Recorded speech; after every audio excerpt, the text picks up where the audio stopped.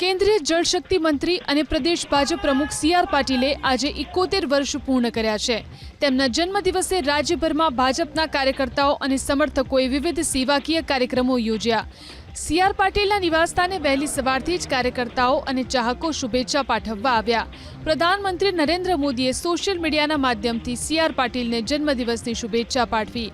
PM મોદીએ પોસ્ટમાં લખ્યું કે કેન્દ્રીય મંત્રી શ્રી સી.આર. પાટીલજીને જન્મદિવસની હાર્દિક શુભકામના।